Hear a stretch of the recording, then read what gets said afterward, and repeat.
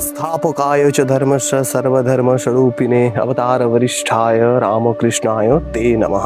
এই মন্দির চত্বরটি আপনাদেরকে একটু দেখানো যাক। দেবীর মন্দিরের সামনের ভাগ বলা হচ্ছে সেখানে দেবীর নাকি মানে যেটাকে ও জাত বলে সব পুজো দিতে হয়। সেই যে পেছনটা হচ্ছে আমাদের পঞ্চমুণ্ডী বেদী।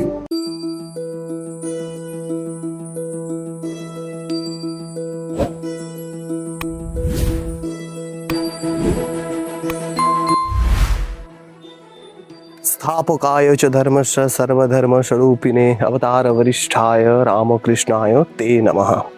আজকে শ্রী ঠাকুরের চরণে প্রণাম জানিয়ে আজকের এই ভিডিওটি শুরু করছি। নমস্কার, মাতৃয়াদেশে আপনাদের সকলকে স্বাগত। আজকে আরেকটি মন্দিরে এসে আমি উপস্থিত হয়েছি। এই মন্দিরটি কামারপুকুর থেকে 4-5 কিলোমিটার দূরে আনুর গ্রামে অবস্থিত মা বিশালক্ষীর মন্দির। এখানে নাকি স্বয়ং শ্রী রামকৃষ্ণদেব এখানে সাধনা করে গেছেন এই মন্দিরেতেই। তো এই মন্দির সম্পর্কিত আজকে কিছু তথ্য আপনাদের কাছে তুলে ধরব। তার আগে এই মা বিশালক্ষী সম্পর্কিত কিছু তথ্য আজকে আপনাদেরকে আমি জানাবো। তো চলুন প্রথমে আগে এই মন্দির চত্বরটি আপনাদেরকে একটু দেখানো যাক।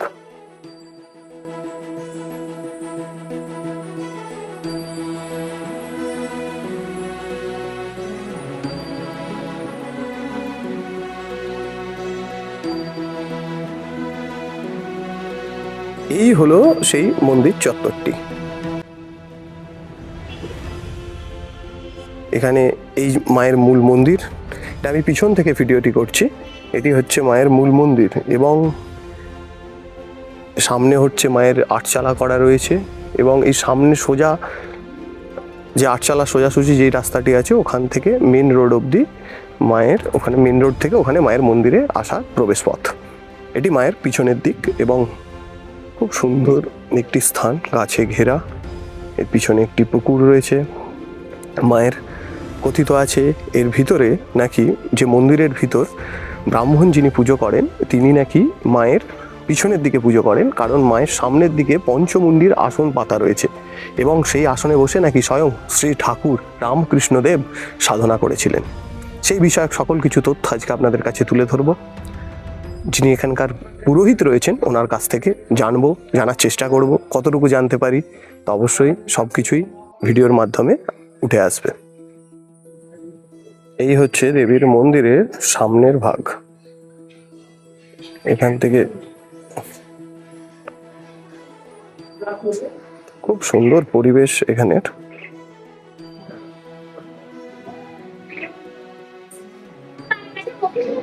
এই হচ্ছে মূল মেন রাস্তা, এখান থেকে একদম দেবীর কাছে প্রবেশের জায়গা।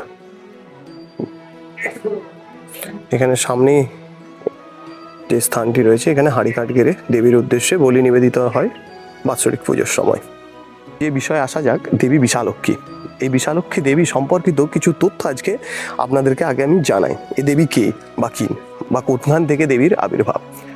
বলা হয় যে আমাদের এই ভারতবর্ষের মধ্যে বারাণসীতে দেবীর একটি মন্দির রয়েছে, সেটিকে সতীপীঠ হিসেবে গণ্য করা হয়।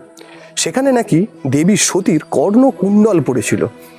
কর্ণকুণ্ডলটি যেহেতু অলঙ্কারের মধ্যে পড়ে, যেহেতু সেটি কোনো অঙ্গ নয়, তো সেটিকে অনেকে আবার সতীপীঠ না বলে উপপীঠ হিসেবে চিহ্নিত করে। সেখানে দেবী মণিকর্ণিকা নামে বিখ্যাত এবং অনেকের আরেকটি মত অনুসারে বলা হচ্ছে সেখানে দেবীর নাকি 3টি অক্ষি, দেবী সতীর 3টি অক্ষির মধ্যে একটি অক্ষি পড়েছিল। যেহেতু দেবীর অক্ষি বিশাল, সেহেতু সেখান থেকেই এই বিশালক্ষী নামের প্রচলন ঘটেছে। এ তো গেল আমাদের বাংলার বাইরে। এবারে আসি বাংলার মধ্যে। বাংলার মধ্যে দেবীর যদি এই যে মন্দিরটিতে আজকে এসেছি, এটি কিছু বিখ্যাত বিশালক্ষী মন্দিরের মধ্যে আমাদের বাংলার অন্যতম হলো একটি। এটি একটি অন্যতম মায়ের একটি জাগ্রত মন্দির। এখানে মা সর্বদা সদা বিরাজ করছেন। তো আজকে আমি আমাদের বাংলায় যে পুরনো বিশালক্ষী মন্দিরগুলি রয়েছে তার মধ্যে সবথেকে পুরনো যে বিশালক্ষী মন্দির রয়েছে সেই সম্পর্কে একটি তথ্য আমি জোগাড় করেছি। সেই মন্দিরটি হচ্ছে আমাদের হুগলি জেলার যে হরিপাল থানার অন্তর্গত যে কেষ্টপুর রয়েছে সেই কেষ্টপুরের যে একটি বিশালক্ষী দেবীর মন্দির রয়েছে, সেই কেষ্টপুরে যে বিশালক্ষী দেবীর মন্দিরটি রয়েছে সেই মন্দিরটি নাকি তৈরি করেছিলেন চাঁদ সদাগর, এবং এটি কথিত আছে। এবং সেই চাঁদ সদাগর নাকি মন্দির তৈরি করার পরে সেই মন্দিরের মানে মন্দিরটি যাতে ঠিকঠাকভাবে পূজা অর্চনা হয় মন্দিরে, এবং সবাই যাতে মায়ের যেন না কোনো পূজা অর্চনা, নিত্য পুজো এবং বাৎসরিক পুজোতে সমস্যা হয়, তার জন্য তিনি ওখানে জমি কিনে সেখানে মায়ের উদ্দেশ্যে দিয়ে গেছিলেন, এবং তার আয় থেকেই মায়ের নিত্য পূজা, সেবা ইত্যাদি হয়ে থাকে। এটা প্রচলিত রয়েছে, এবং সে জমি এখন হয়তো অত নেই, হয়তো আস্তে আস্তে কালক্রমে সেগুলো বিক্রি হয়ে গেছে, কিন্তু সেখানে মা কিন্তু বিরাজ রয়েছেন। সেখানে মায়ের একটি মূর্তি রয়েছে। এই দেবী বিশালক্ষীর যে মূর্তিটি ওখানে রয়েছে সেটি একটু ব্যতিক্রম। বলা হচ্ছে মা দাঁড়িয়ে রয়েছেন শিবের উপর। মায়ের দুটি হাত, একটি হাতে তিনি বরাভয় মুদ্রা প্রদর্শন করে রয়েছেন, আরেকটি হাতে রেখেছেন শঙ্খ, এবং দেবীর নাকি একটি পা রয়েছে শিবের বুকের ওপর এবং আরেকটি পা রয়েছে ব্যাদের মাথার ওপর। এই যে কেষ্টপুরে যে মন্দিরটি রয়েছে সেই মন্দির সম্পর্কে বলছি। আরেকটি পা রয়েছে ব্যাদের মাথার উপর, এবং দেবীর যে বেদিটি রয়েছে বেদির চারিদিকে নর যে মুণ্ড দ্বারা সুসজ্জিত থাকে। এই হচ্ছে ওখানকার দেবীর যে বর্ণনা পাওয়া যায় সেটা। অনেকে এখনও মূর্তি রয়েছে তো সেখানে দেখতে। আমি দেবী সম্পর্কিত আরেকটি তথ্য আপনাদের কাছে তুলে ধরছি। এই দেবী সম্পর্কিত কৃষ্ণানন্দ আগমবাগীশের যে লেখা বৃহৎ তন্ত্রসার রয়েছে সেখানে এই দেবী বিশালক্ষী সম্পর্কিত একটি তথ্য উঠে আসে। তিনি কীরকম দেখতে, তেনার কীরকম স্বভাব, এইসব নিয়ে। তো সেইখানে লেখা রয়েছে দেবী দণ্ডায়মান অর্থাৎ দাঁড়িয়ে রয়েছেন শবদেহের ওপর অর্থাৎ মৃতদেহের ওপর। দেবী দ্বিভুজা ত্রিনয়না। দেবীর গায়ের রং হচ্ছে উত্তপ্ত স্বর্ণের ন্যায় অর্থাৎ গাঢ় কমলা বর্ণের। আচ্ছা, দেবীর মাথায় রয়েছে জটা, দেবীর গলায় রয়েছে মুন্ডমালা, দেবী ষোড়শ বর্ষীয় যুবতীর ন্যায়, এবং সেখানে বলা হচ্ছে দেবীর স্বভাব, দেবীকে বলা হচ্ছে কোপন স্বভাব, অর্থাৎ দেবী অল্পতেই ক্ষুব্ধ অর্থাৎ রেগে যান।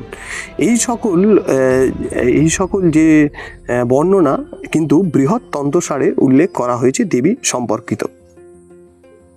বলছি মায়ের প্রতিষ্ঠা কিভাবে, মায়ের প্রতিষ্ঠা কিভাবে মায়ের? মানে আমাদের পূর্বপুরুষ ভবানীচরণ বন্দ্যোপাধ্যায় কামরূপ কামাখ্যা থেকে ওইখানকে মানে কামরূপ কামাখ্যার যে জনিপীঠ, জনিপীঠ থেকে শিলা অংশ এনে এখানে করেছে, চারদিকে ঘুরে এইটি এখানে স্থাপন করেছে, প্রতিষ্ঠা করেছে ভবানীচরণ বন্দ্যোপাধ্যায়। তারপর থেকে তারপরে আজ 600 বছর হয়ে গেল প্রায় পুজো হয়ে আসছে। আর এখানে রামকৃষ্ণদেবের রামকৃষ্ণদেব এখানে তখনকারের দিনে প্রচলন ছিল যে বাড়ির মেয়েরা দল বেঁধে এখানে এসে মানে যেটাকে ও জাত বলে সব পুজো দিতে হয়। সেই যে প্রসন্নময়ী, ধনী কামান্নি, লাহাদের বইয়েরা সব আসছে, আর রামকৃষ্ণদের সামনে গান গেয়ে, বিশালাক্ষীর গান গেয়ে গিয়ে আসে। পথে ভর হয়, ভর হতে ওখানে আবার জ্ঞান বাহ্য জ্ঞান হারিয়ে যায়, তখন আবার সবাই মিলে বলে তো হবে না, বিশালাক্ষীর নাম কর। যার কাছে যাচ্ছি বিশালাক্ষীর কানের গড়ায় বিশালাক্ষীর নাম করতে বাহ্য জ্ঞান ফিরে পায়। তখন তারপর থেকে প্রায় ওই রামকৃষ্ণদেব ওই কামারপুকুর থেকে প্রায় রাত্রেবেলা চলে আসতো। এইটা হচ্ছে পেছনটা হচ্ছে আমাদের পঞ্চমুণ্ডী বেদি, আর এইটা হচ্ছে মূর্তি। ওই পঞ্চমুণ্ডী বেদিতে উনি এসে সাধনা করেছেন। প্রথমে এখানে বিশালাক্ষীর দেখা পায়। হ্যাঁ, তখন বিশালাক্ষী এখানে প্রথম পায়। এখানে হ্যাঁ সত্যি করেই বিশালাক্ষী আছে। তখন প্রায় আসতো, সারদা মাও এসেছে অনেকবার। আবার ওনার বোনের ঘর এখানে কাত্যায়নী, আচ্ছা আমাদের পাড়ায় কাত্যায়নী পড়েছে। এই রোডটা ওই জন্য কাত্যায়নী রোড নাম দিয়েছে রোডটা। এই হচ্ছে বৃত্তান্ত। রামকৃষ্ণদেব প্রায় এসে এখানে বিশালাক্ষী সাধনা করে এখানে পঞ্চমুণ্ডী বেদিব সাধনা করে গেছে। মায়ের বাৎসরিক পুজোর সময়টা আমাদের বাৎসরিক পুজো হয়, বাইরে থেকে সব ভরসা জেনে, হাসনাথনের ভরসা জেনে অক্ষয় তৃতীয়ায় পুজোটা হয়। অক্ষয় তৃতীয়া হ্যাঁ, পুজোটা হয় বাৎসরিক। আচ্ছা, আপনাদের কি কোনো অলৌকিক ঘটনার সাক্ষী আছেন নাকি মায়ের? মায়ের কোনো অলৌকিক ঘটনার সাক্ষী যদি না না, মা প্রায় সম্প্রদায় এটাই, এইটাই ব্যাপার অলৌকিক। এই যেমন একবার এখানে ওই আমাদের যে ওই ভৈরবীর আছে, ওই ভৈরবী, হ্যাঁ, ত্রিশূলটা একবার দেখি না নিয়ে একটা সাধু এসে, বিমলা সাধু বলে একজন এসে নিয়ে চলে যাচ্ছে। আচ্ছা। চলে গেছে। তখন আমাকে রাত্রিবেলা শোনা দিয়েছে, এই ঠাকুর, এই ছোট ঠাকুর, এই আমার যে ত্রিশূল দিয়ে চলে গেল বিমলা সাধু। আচ্ছা। হ্যাঁ, সকালবেলা সত্যি করে এসে দেখি নাই, এরা মেয়েরাও বলছে নিয়ে চলে গেছে। আবার যে তার ঘর থেকে যে সে বলতে আবার ঘুরে দিয়ে গেল, দোলের দিনে, দোল পূর্ণিমার দিনে আবার এসে দিয়ে গেল এরকম ব্যাপার। আবার বাবার মুখে শুনি, আমাদের বাবা যখন বলে গেল যে ওই কামরূপ কানাড়া থেকে দুজন সাধক এসেছিল আমাদের সাধনা করে বলে। আচ্ছা। এখানে বিশালাক্ষী তখনকার দিনে আমাদের যারা সব ছিল বাবার আমলে বা যারা ছিল তারা মন্দির খুলে দিল যে হ্যাঁ সাধনা করুক। তখন ঘোড়া টোনা সরিয়ে একজন হাড়িকাঠের কাছে আর একজন এই পঞ্চমুণ্ডি বেদি বসে, ওই বেদিতে বসে সামনে সাধন পুজো করতে হয়। এটা কিন্তু আমাদের তো ক্ষমতা না, আমরা নিচে বসে করছি। সে রাত 12টার সময় সাধনা করছে, রাত 2টার সময় দেখে না গঁ গঁ করে সব আওয়াজ হচ্ছে। বাবারা বলেছে দেখি গাবালে যেয়ে পড়ে আছে, ওই পুকুরের ঘাটে যেয়ে পড়ে আছে। তাকে তুলে নিয়ে যে আমাদের ওখানে বড় আটচালা আছে কালী মন্দির আমাদের, আচ্ছা। হ্যাঁ হ্যাঁ। আমাদের গ্রামের যে রক্ষাময়ী মন্দির, সেখানে তুলে নিয়ে গেল। সে বললো হ্যাঁ সত্যি করেই এখানে মা আছে বলে সে চলে গেল। সে পারলনি সাধনা করতে। আপনারা পরম্পরাগত ভাবে আমরা পরম্পরা, আমার বংশ অনুযায়ী মল্লিক বংশ পুজো করে। মাকে বলি দিয়েই পুজো। হ্যাঁ, বলি দিয়ে পূজা হয়। দাদা দাদা ইয়ে করে, পলিশ শাড়ি দিয়ে যা পারে মানুষের ঘোড়া, কোনো নিয়ম নেই না। যে কেউ যখনও যখনও দিতে পারে না। দিতে পারে এবং শোধ করারও কোনো সেরকম না, মানে মানসিক পূরণ হলে যখন যে কোনো দিন দেখুন শনি মঙ্গলবারটাই বেশি বেশি দেয় আর কি। শনি মঙ্গল অমাবস্যা পূর্ণিমা এই 4টে ডেটই এখন পুজো টুজোগুলো বেশি হয় আর কি। আজকের মতো এইটুকুনি। যদি ভালো লাগে তাহলে অবশ্যই যেখান থেকে দেখছেন ভিডিওটি শেয়ার করবেন, এবং মায়ের মন্দির সম্পর্কে কী কী জানেন, অলরেডি এখানে এসেছেন তারা অবশ্যই কমেন্ট করে জানাবেন। যদি ফেসবুক থেকে দেখেন ফলো করতে ভুলবেন না, ইউটিউব থেকে দেখলে সাবস্ক্রাইব করবেন। এই ধরনের ভিডিও আরও আনার চেষ্টা করব। আপনাদেরও যদি কোথাও আপনাদের যে স্থানেই যদি কোনো এরকম মন্দির থাকে তাহলে অবশ্যই আমাকে কমেন্ট করে জানাবেন বা আমার ইনবক্সে পাঠাবেন, অবশ্যই যাওয়ার চেষ্টা করব যদি কাছে হয়। আজকের মতো এটুকুনি। জয় গুরু, জয় মা। ভালো থাকবেন, সুস্থ থাকবেন, সৎ বুদ্ধি নিয়ে বেঁচে থাকবেন, সৎ জ্ঞান চিন্তাভাবনা আপনাদেরকে মা কৃপা দৃষ্টি দ্বারা বর্ষিত করুক। এই বলে আজকের ভিডিও আমি শেষ করছি।